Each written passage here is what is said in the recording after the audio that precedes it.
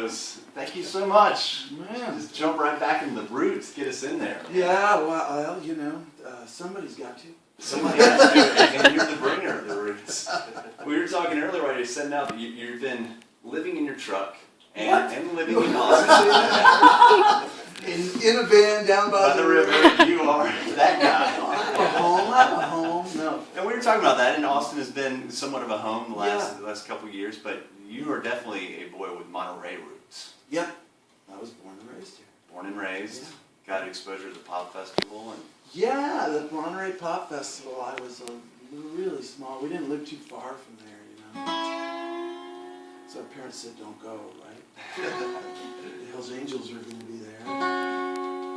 But we went, you know, on our bicycles. I went on my bicycle. I actually had a ticket to see one show.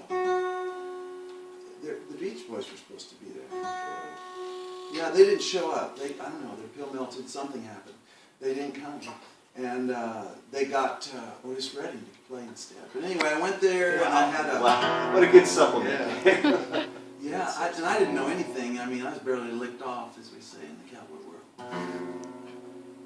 And I went there and saw quite a few shows. I had tickets for a couple shows, and then it was quite easy to sneak into the rest of the shows. It was not hard back then. I think like the Lions Club was the security or something. Which consisted of, hey, get back here! And I was 13, it was 1967.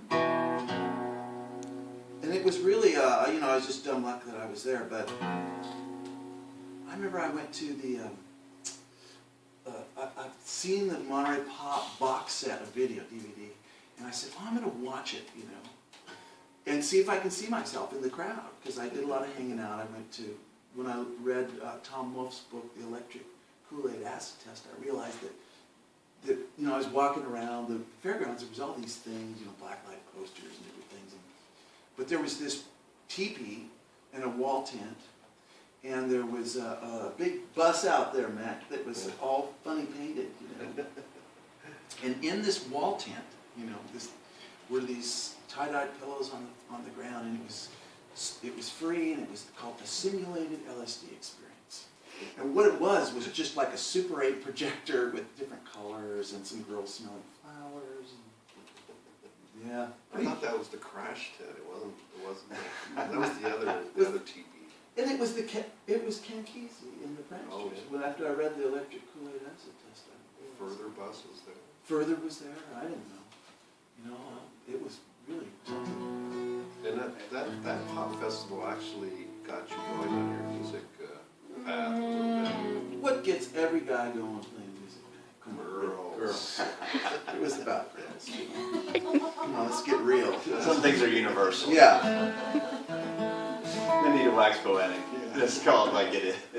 Yeah, really. Girls and cars, right? Yeah, you know, I think that the first music that I remember hearing on KMBY, you know, it was the top 40 AM station down around here. It was broadcast off Cannon Road. Right. Yeah. And when we were kids, we would ride our bicycles down there and look in the window and see the DJ, like, you know, what you're doing. And look through this glass, and then they had these printout things of the top 40 songs and the top 10 for that week. Right. And I found some of those, and boy, we had some good stuff to pick through, man. Like the first song is like, you know, Dave Clark 5 and the Beatles and Ike Tina Turner and Otis Redding. You know, yeah, we were lucky. And Mike Beck and the New Bohemians might have snuck in there, right? Bohemian Saints. Bohemian Saints, New Bohemians. Wow, that's a whole other band. A whole other band. It's that chick that's married to Paul Simon, right? Yeah, Hebert Fowler. Not bad company.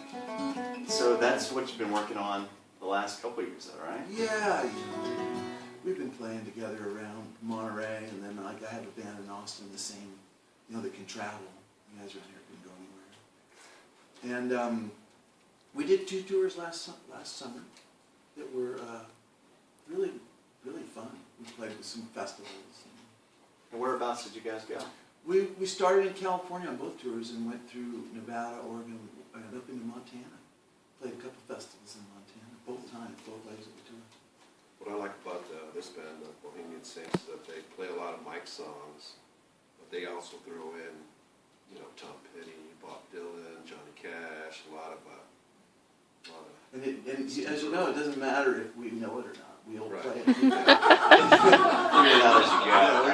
Yeah, Tom Nothing- will start something. Who concerns themselves with details like knowing a song? I don't care, man.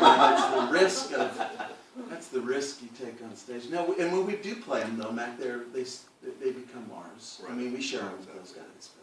Because you do a version of the Crossroads too, and it's Yeah, it just takes off, dude. It's great. yeah. I get to play with Tom Harris in that band. He's a great guitar player. Tom is not here. I think he's up in a tree looking for a cat or something. This is a normal Friday for Tom, right? Yeah, that's a normal Friday. Well, despite Tom not being here, do you want to give us another tune perhaps? Yeah, you know what? Speaking of growing up around here and you know, falling in love with music around here and stuff, one of the things that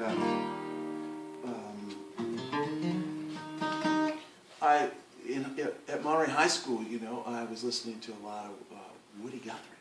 And everybody else was into, everybody else was into Grand Funk Railroad. So you know, I didn't have a date or anything, but I was listening to Woody Guthrie all the time. And my mom got me the Woody Guthrie Library of Congress box set, which is recorded by Alan Lomax, you know, like field recordings of Woody. Well, he did field recordings. He's sitting around with Woody Guthrie like this, microphone, guitar, bottle of whiskey, and he's talking about songs and making up songs on things. He's talking a lot about the Dust Bowl. It's really cool stuff. So I listen to that all the time, and this is the 100th year anniversary of Woody Guthrie's birth in Okemah, Oklahoma, and I've been there and back, and I've, as Mac knows, I've played a lot of gigs with Ramblin' Jack Elliott, who's like, you know, when Woody was sick and getting sicker with the disease that killed him, there was Jack, you know, handing him, you know, Jack, how do you do that? How do you do that? You know, so. And Jack's still out there playing. Jack's, That's yeah. amazing. Dear friend, man, we've played everywhere, Europe and the United States. He's 81. And he still sounds really good too. Not only just playing to play, he's still potent, really potent. Yeah, man, he just played, just talked to me, he played the Kennedy Center and the Library of Congress because of this 100th year celebration. He's been doing some great gigs. And I said, how was it, Jack? You know, how was it at the Kennedy Center? He goes, oh, that guy, John Mellencamp, he smokes too much. He's got one in each ear, two in his mouth. That's all I can say about it, which is so classic Jack. You know, so Jack, how was how was that? And he'll go, well, you know, he got the Medal of the Arts one time, you know, from President Clinton. And so he called me up. He said, what are you doing? I was at Montana. What are you doing in the house? Middle of the day. I said, well, it's snowing, Jack. And what are you up to? He goes, well, I'm going to the White House for breakfast, lunch, and dinner. And so when he got back from that, I said, how was it, Jack? He goes, man, that Marine Corps band was good, and they had some real nice scotch. Oh yeah, and there's this guy, the president too. But And then I was playing this gig, and Chelsea Clinton came, you know, and there was this little theater at Montana, and so the voter said, hey, I'm going to take you out into the lobby and introduce you to, you know, Chelsea. That's all he said, you know. And so when I meet people that I, you know, sometimes they want, you know, I enjoy people, but you don't know what to say. So often when I'll say, it's like, so where do you live? So they go, hey, Mike, this is Chelsea. And I said, oh, hey. And she looked familiar, you know. They didn't tell me the president's daughter was at the gig. she probably assumed such things. Yeah. Who are they to And I assume? said, yeah, it was great. So I said, hi, Chelsea. She was nice to meet you. I said, and where do you live? And she just went, Washington. And I said, oh. And then I realized it was the safest gig I ever played, man. Like every other guy was carrying a weapon. I thought, this is the most well-protected room in the world right now. You know, the president's daughter's in there. So. But I sold her a CD. Anyway, getting back to a Woody song. Can I play a Woody song? By all means.